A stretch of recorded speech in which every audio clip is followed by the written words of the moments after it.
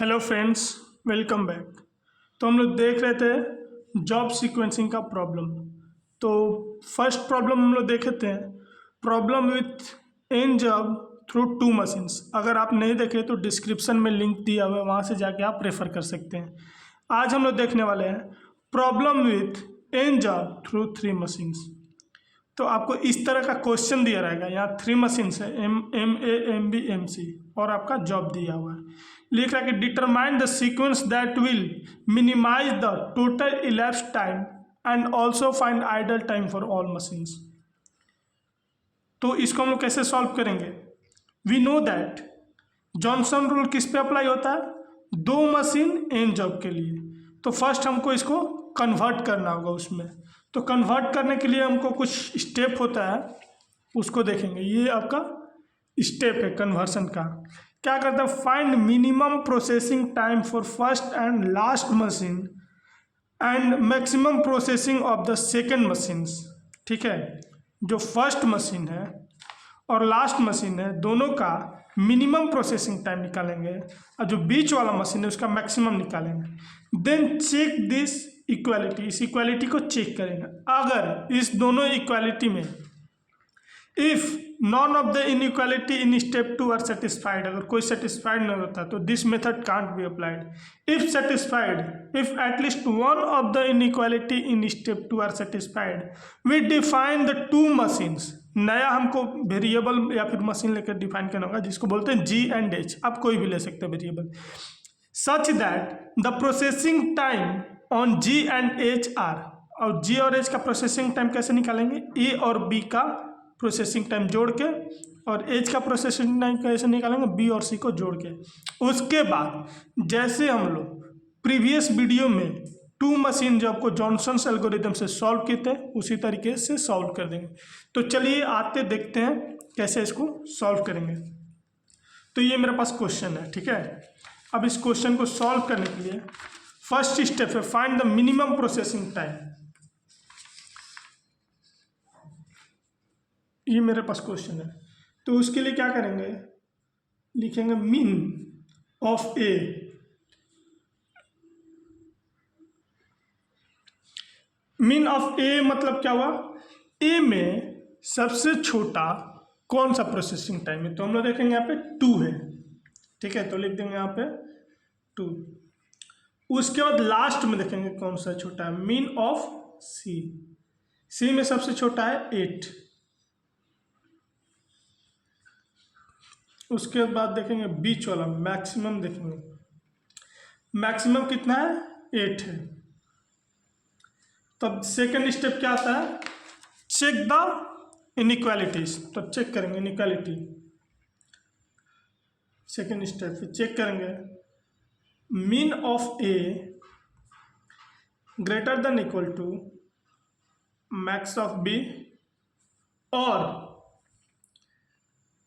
Mean of C greater than equal to max of B.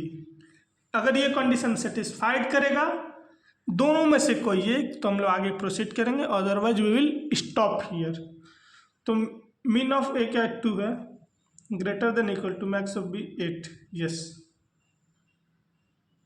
नहीं ये गलत है कंडीशन, ठीक है। 8 बड़ा है, ये छोटा, ठीक है। दूसरा कंडीशन देखेंगे, और मीन ऑफ सी 8 है, greater than equal to 8। Yes, equality वाला सेटिस्फाइड कर रहा है। तो अब आगे प्रोसीड करेंगे। तो क्या करेंगे? आगे प्रोसीड करने से क्या किया जाता है? We define two machine G and H। तो लिखेंगे यहाँ पे we define two machines G and H such that, उसका प्रोसेसिंग टाइम निकालने के लिए G equal to A plus B, H का प्रोसेसिंग टाइम निकालने के B प्लस C। तो टेबल बनाएंगे और उसका प्रोसेसिंग टाइम निकालेंगे। 1 2 3 4 5 6 G H। अब G के लिए क्या करते हैं? A प्लस बी, A और B को जोड़ देते। तो 8 + 3 आपका हो जाएगा 11, 6 + 2 हो जाएगा आपका 18, 5 + 4 हो जाएगा 9, वैसे ही 8, 12, 12। अब एच के लिए क्या करते हैं, ये दोनों को जोड़ते हैं। ये आपका हो जाएगा 21, 20, 9 + 4 13, 12 + 6 18, 11, 14। अब ये आपका हो गया, अब ये आपका हो गया 2 जॉब इन मशीन वाला प्रॉब्लम। तो जैसे सॉल्व करते थे उसको एज इट इज हम लोग सॉल्व कर देंगे। तो सबसे पहले सीक्वेंसिंग बनाते थे। तो 6 है, 1 2 3 4 5, 1 2 3 4 5 6, ठीक है। मशीन जी के लिए इधर से एलोकेट करेंगे, मशीन एच के लिए इधर से एलोकेट करेंगे। तो सबसे पहले देखेंगे सबसे छोटा कौन सा है। तो आपका सबसे छोटा इसमें 8 दिख रहा है, राइट। सबसे छोटा 8 दिख रहा है, तो 8 के ऊपर क्या 4, ए जी के लिए तो इधर से 4, तो इसको हम लोग कट कर देंगे। उसके बाद देखेंगे, उसके बाद 8 के बाद क्या सबसे छोटा है 9 है। 9 किसका है, जी का है, और तो कोई नहीं ना, 9 है। तो यहाँ पे नॉर्मली हम लोग 3 लिख देंगे, ठीक है। 9 के बाद देखेंगे 10 है, नहीं है, 11 है। 11 आपका देखो 2 जगह, यहाँ है यहाँ है। तो इस केस में हम लोग क्या करते हैं, तो अगर जब ऐसा केस होता है अल्टरनेटिव में इक्वल है, तो मशीन 1 को पहले प्लेस करते हैं, जैसे जी को, तो इसको यहाँ पे 1 लिख देंगे, और जो बचा हुआ मशीन है उसको लास्ट में। तो इसको हम लोग कट कर देंगे, ये भी कट हो गया। अब मेरे पास बचा ये और ये। अब देखेंगे सबसे छोटा कौन सा 12 है।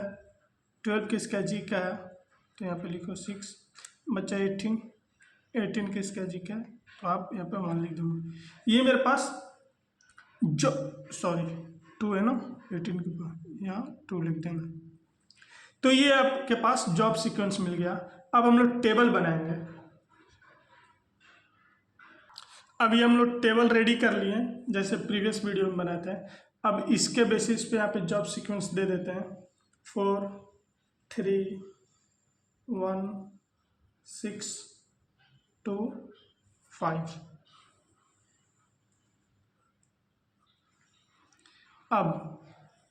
अब हमको इसको फिल करने के लिए ये टेबल को नहीं देखना है, ओरिजिनल टेबल को देखना है, ठीक है।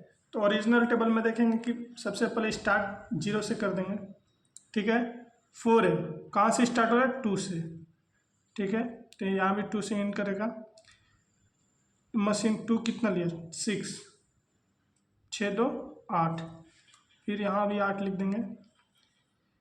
फिर ये 12 लिया, तो 8 + 12 20, ठीक है। अब ये 2 से ख़त्म होता है, ये 2 से स्टार्ट हो जाएगा। तो 2 में देखेंगे 3, कितना लिया 5, 5 2 + 2 7। अब ये दोनों में से देखेंगे, दोनों में से बड़ा कौन है 8 है।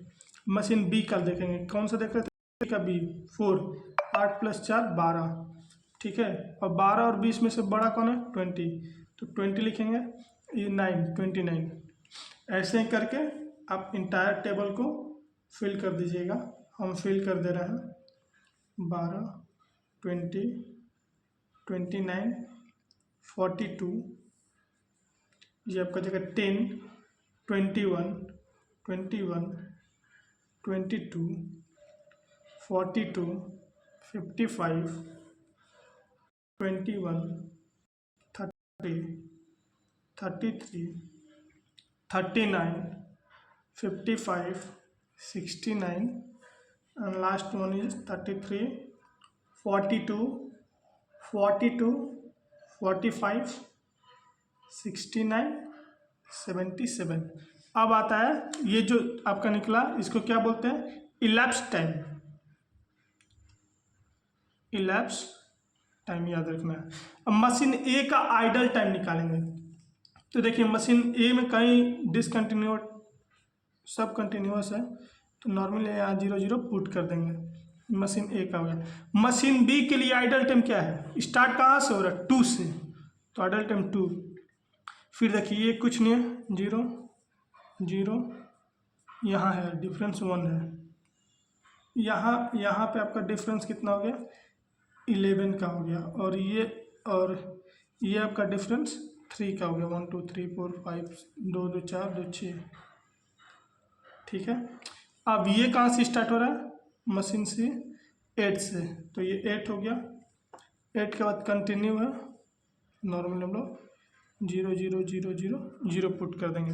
अब हम लोग निकालेंगे आइडल टाइम। क्या निकालेंगे आइडल टाइम।